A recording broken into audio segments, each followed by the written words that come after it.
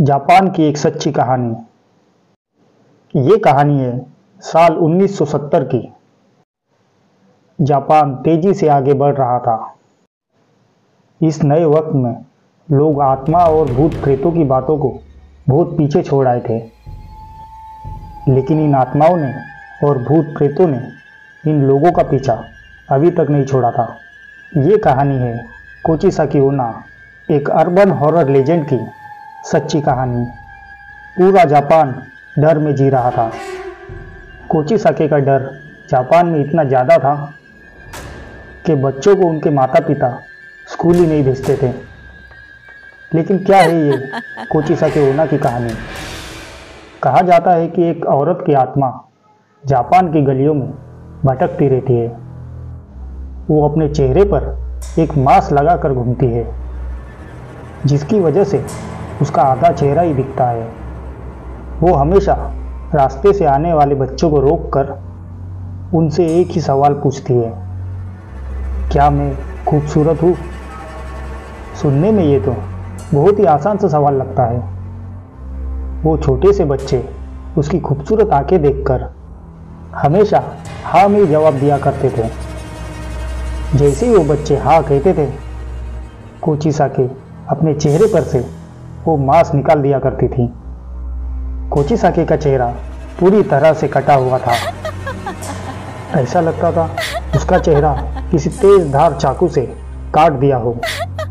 उसका चेहरा देखकर बच्चे बहुत ही ज़्यादा डर जाते थे, और अगर वो हाँ में जवाब देते थे तो कोचिसाकी अपनी बड़ी सी कैंची से उन बच्चों का मुंह भी अपने मुंह की तरह बीच में से काट देती थी। चेहरे से खून ज़्यादा बहने की वजह से उनकी वहीं पर मौत हो जाती थी। अगर वो बच्चे ना में जवाब दे दिया करते थे तो वो भयानक औरत बिना कुछ सोचे समझे उन्हें फिर भी मार देती थी। लेकिन कहाँ से आई थी ये कोचिसाकी? आखिर कौन थी ये और क्यों मार रही थी इन लोगों को? कहते हैं कि कोचिसाकी ओना पहले एक बहुत ही खूबसूरत औरत थी। उसे अपनी खूबसूरती पर बहुत ही ज़्यादा नाज था। उसका पति एक समुराई था जो कि उससे बहुत ही ज़्यादा प्यार करता था। और फिर एक दिन उसका पति युद्ध लड़ने के लिए गया और वो काफ़ी दिनों तक वापस नहीं आया। कोचिसाकी उन दिनों बहुत ही अकेली पड़ गई थी। और फिर एक दिन उसका पति वापस आया तो उसने देखा कि उसकी पत्नी का अफेयर किसी और के साथ चल रहा था और वो उसके बाहों में लिपटी हुई थी। और ये सब देखकर उसने गुस्से में अपनी तलवार निकाली और कोचिसाकी का मुंह बीच में से ही काट दिया। और फिर उसने उससे पूछा, क्या अब भी तुम्हें अपनी खूबसूरती पर नाज है? वो दर्द में तड़पती रही और थोड़ी ही देर बाद उसकी मौत हो गई।